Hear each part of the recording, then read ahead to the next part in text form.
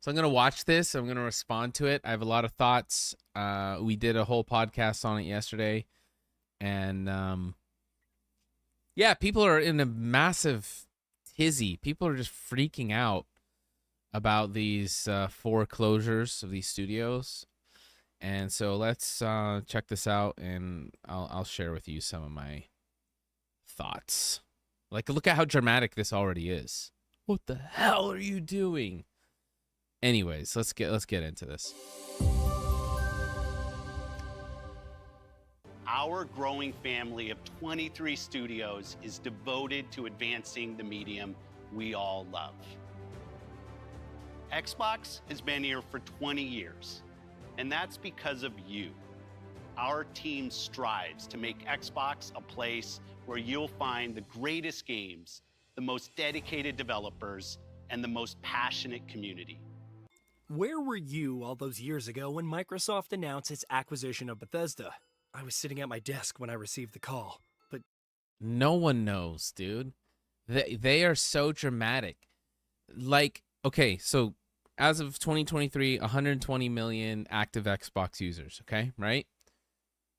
None of them, like, not none, but maybe like 10,000 of the 120 million even knew this acquisition happened. People have no clue. People don't care. Of the 120 million Xbox users, 119.5 million of them, they just have an Xbox in their living room, or they got an Xbox for their kid, and they play Fortnite, they play Call of Duty, they play Madden, they play FIFA, and they sit and they watch and they play, and that's all it is. So we need to first of all establish that the people who make videos and post on X and have all these hot takes and blah, blah, blah, blah, we, and myself included, I'm including myself in there, we are the loud vocal minority. There is hardly anyone who cares. It is 0.0001% of Xbox players who actually notice, care, or even think about any of this stuff. So let's just get that out of the way right out of the gates. Regardless of reality narratives has already been settled upon 100%. Xbox bad and dying. Yeah. No, the Xbox tax is super real.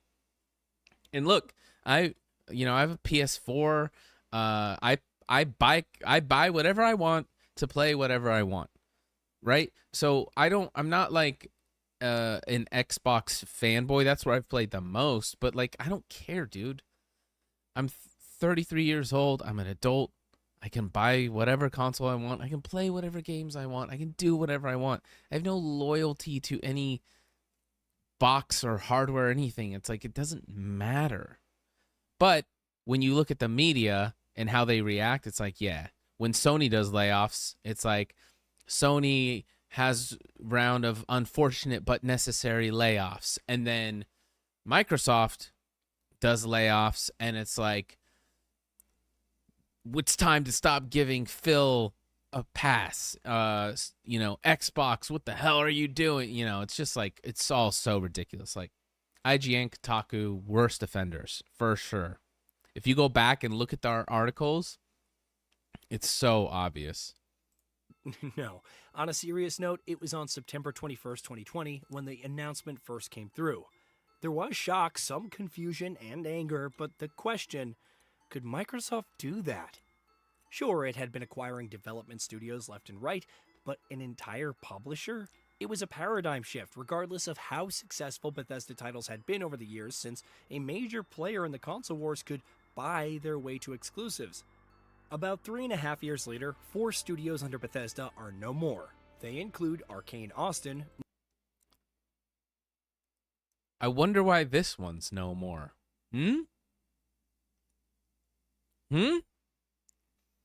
Huh. I wonder why Arcane is gone.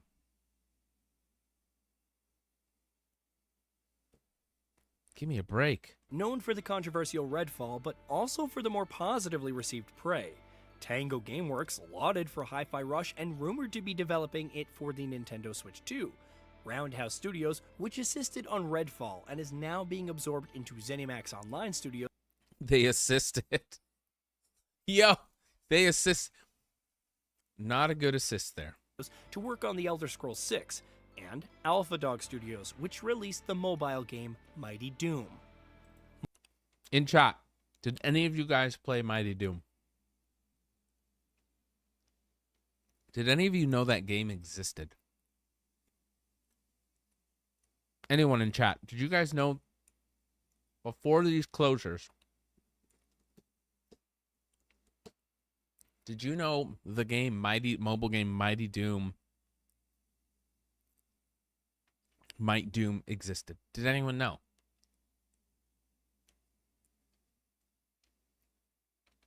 It's like, no, people don't. Mighty Doom will be sunset on August 7th, while Redfall development has ceased, despite the latter not receiving 2 DLC characters from its Hero Pass more than a year after release. The reason? Per an internal email from Xbox Game Studios head Matt Booty, is the reprioritization of titles and resources. These changes are grounded in prioritizing high-impact titles and further investing in Bethesda's portfolio of blockbuster games and beloved worlds, which you have nurtured over many decades. IGN reports that Arcane Austin was working on a big update and delivering the characters by Halloween before the announcement happened. Some members will be working on other Bethesda projects, even though the studio is no more. However, perhaps the more concerning issue is that no one, not Microsoft nor the studios, has confirmed how many employees have been laid off, especially following the 1,900 jobs cut last January. Look, let's be very real. Anytime someone loses jobs, it's bad.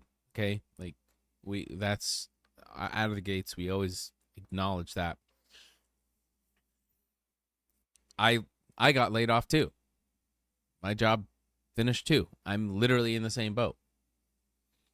So, yeah, that's not good. But to act like these studios were pumping out, Baldur's Gate 3, right? Like they're pumping out Diablo, like they're pumping out, Call of Duty. Like these aren't like premier titles. I looked in 2023, Hi-Fi Rush, it didn't even crack top 20 Xbox games. It's like, well, that's tough. Yeah, it's doesn't mean it's not a great game.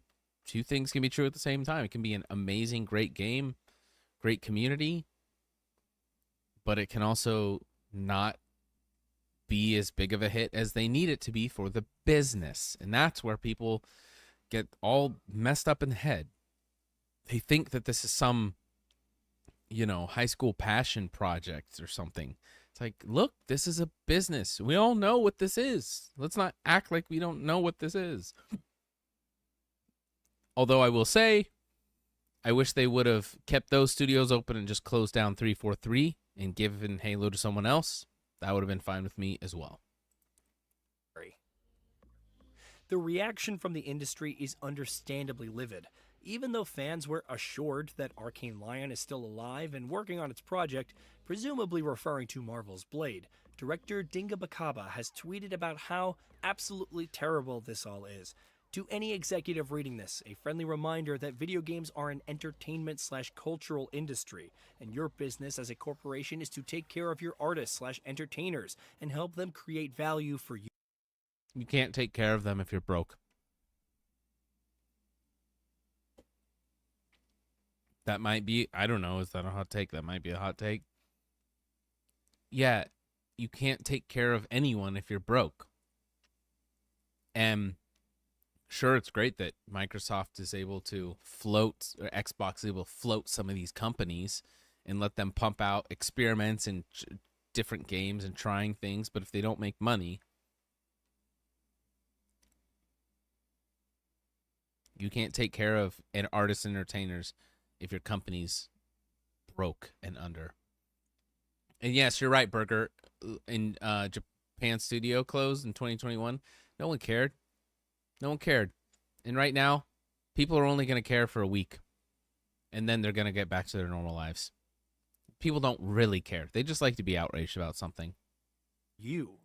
Don't throw us into gold fever gambits. Don't use us as strawmen for miscalculation/blind spots. Don't make our work environments Darwinist jungles. You say we make you proud when we make a good game. Make us proud when times are tough. We know you can. We have seen it before. Moon Studios founder Thomas Mahler, who recently launched No Rest for the Wicked. So it sounds like this guy just wants Xbox to float them. Like, make us proud when times are tough. AKA, pay us when times are tough.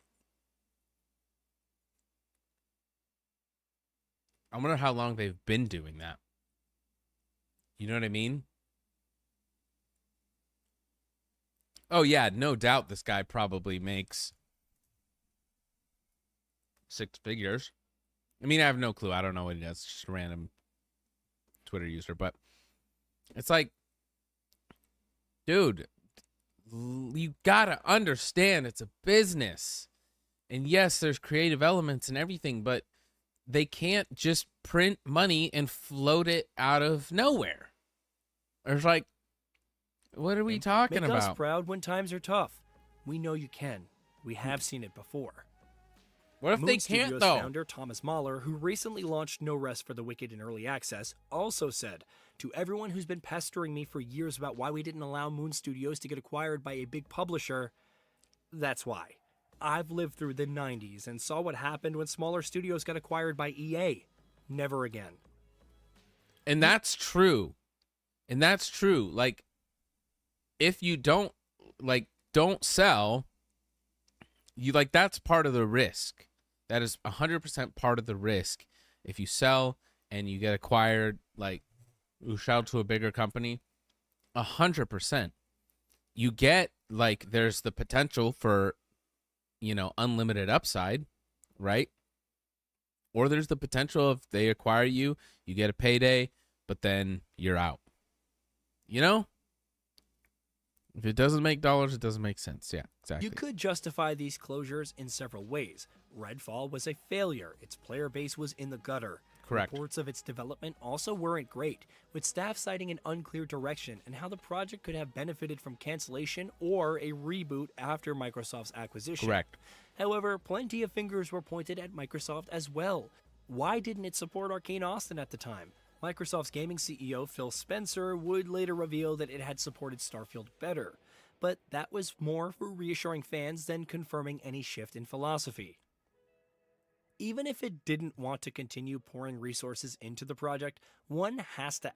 The reality is it's just so much easier to look at Microsoft, look at Xbox, and just point to the big thing in the sky and say, it's your fault. It's Xbox's fault. It's Microsoft's fault. It's Phil's fault. It's just the biggest thing that you can see to point at, right? You're not going to point at the devs. They work hard. You're not going to point at the game studios. They're doing their best. You're not going to point at anyone. You're just going to point at the biggest thing you can see. And it's not even going to, it's not personal at all. That's just the reality with people. Ask, why shutter the entire studio? Why not invest in existing IPs like Dishonored and Prey? Furthermore, what happened to Spencer assuring everyone there are no plans to shut down the studio? Perhaps the obvious response would be... I've seen a lot of this where people are going, like, he's going back on his word, or this aged poorly, blah, blah, blah. It's like, you guys are idiots. Of course they didn't go into it with the plan of, we want to shut down these studios. That'd be stupid. From a business perspective, that makes zero sense. Of course they're not going in with that plan. But that's, you have a plan, and if you've ever done anything in business, no matter what type of business it is, you know that you have a plan, but then nothing ever goes according to plan, and you have to pivot, you have to adjust, you have to figure out how to make it work. And that's what Xbox is doing. Of course Phil is going to say, hey, our plan is to support the creativity of these studios, to support everything they're doing, to really make sure that they are set up for a win. But then it's like, oh, look, inflation is gone through the roof. Oh, look, the games aren't doing well. Oh, look, all these problems are happening. We didn't plan for this, but you know what? Now we have to figure out how to make it work. Oh, well, we're going to lose $500 million if we don't cut this fat right now. We got to cut it. This sucks, but we have to do it. Like, people just don't even have the slightest clue about business. But it's still a shame.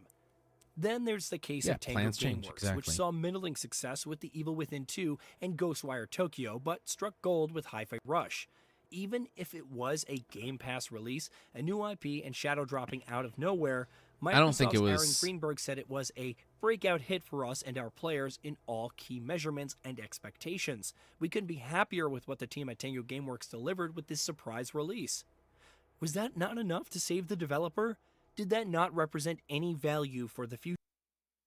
I think this was like a good game, but I don't know. I don't think, like I said, like in 2023, I think it came out in January, but it didn't like, it hit like 3 million players. Remember what I said earlier? There's 120 million active Xbox users. So, 3 million out of 120 million. It's like, yeah, the game looks sick. Like, it's cool. I played it for a few hours. I kind of got bored and I turned it off. But that's me. Like, I understand that this game has done pretty well and people like it. But you just, my hottest take, honestly, people are saying, but Hi-Fi Rush was so good. I'm like, it was fine.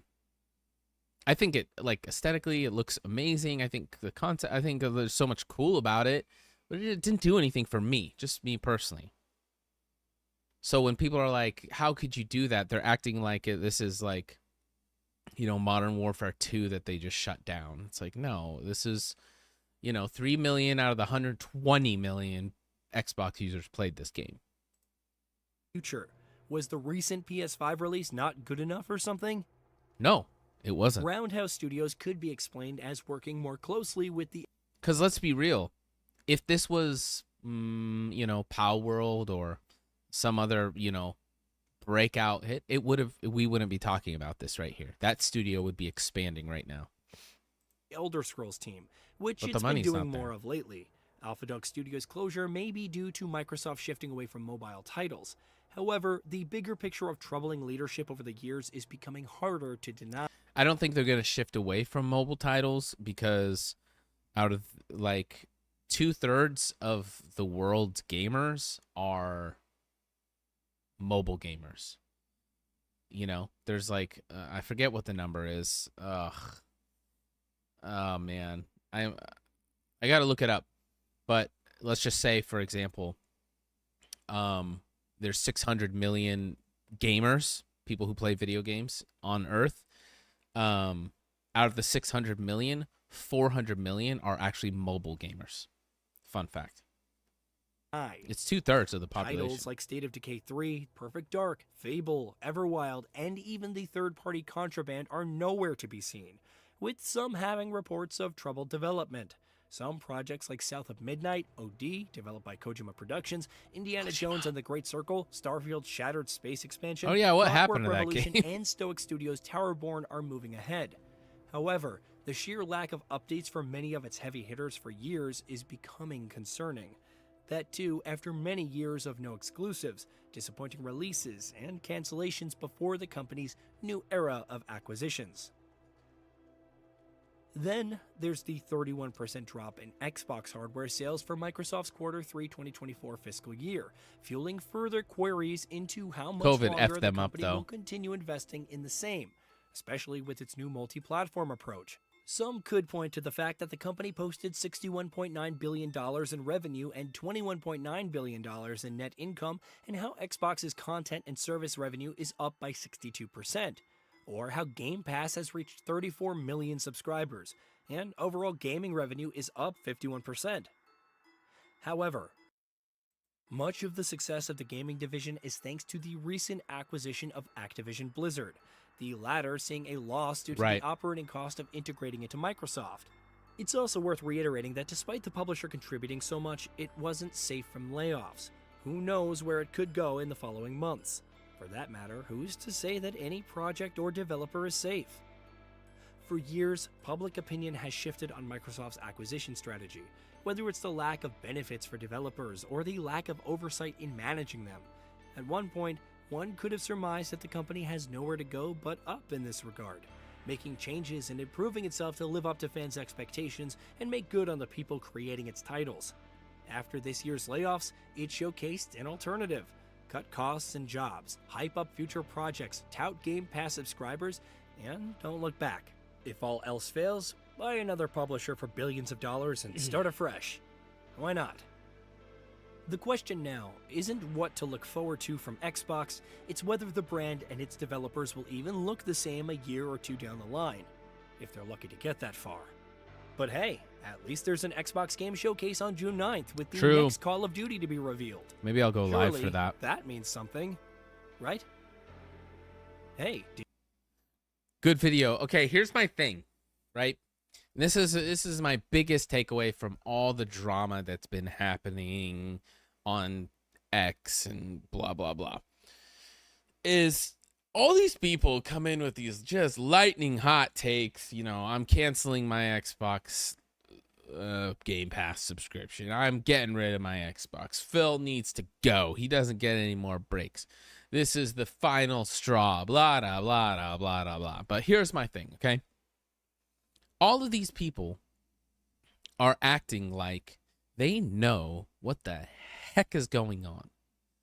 When the reality is they have no clue what in the world is going on with Xbox. They don't know. They have no clue. None of us know. We have no idea. They're coming out with these hot takes and they're acting like they have sat down with Phil. Okay? They've sat down at Xbox headquarters with Phil and the whole accounting team, and they've looked at the numbers across Xbox Global, and they've seen what everyone's doing. They see how much they're making. They see how much, what the margins are, what they're paying these studios and developers, and how it's all going. They're looking at all the numbers, and then they're making a statement and a call and giving their take. When the reality is they don't know crap about anything. They're just giving their emotional take on how they think it should go. When the reality is we could look at the numbers with Phil and he could show us and be like, look, if we don't close these, we're gonna have to, shut down Blizzard in, a year's time. You know what I mean? Like, the numbers are so different than the reality. And so I think all these people, that's why I don't have like some crazy take one way or another. So I'm like, well, I don't know. I don't have all the information. We don't have all the information. Yeah, we can look at sales, but we're not looking at how much everyone's getting paid too. We're not looking at all their marketing budget. Their marketing is pretty mid, to be honest. But, we're not looking at all these things. We do not have the incomplete picture. Ultimately, what's going on X and Twitter with all of this is people are giving all their hot takes and all their emotional takes about what they think about Xbox and what they think Xbox should do, while they're holding not even one piece of the puzzle. This is a 1,000-piece puzzle, and they're holding a puzzle piece that's been cut in half 5, 10 different times, and they're just holding a sliver of it. They're looking at this and like, this is what should happen. This is what we should do. This is what Xbox needs to do. And it's like, dude, you know nothing. You know nothing. You don't even have one piece of the puzzle. You have a sliver of a sliver, sperm of the sperm whale, infinitesimal speck perspective. You have just no clue what's going on. And so take everything with a grain of salt, man. They like all these hot takes. I'm, as you can see, I'm over it. I'm like, you guys don't know. We don't know. We can't say because we don't know. And the audacity to be like, I know what's going on, and this is what Xbox is wrong about. And it's like, dude, like, you don't know. You think you know. I believe you think you know, but you don't know. That's the problem.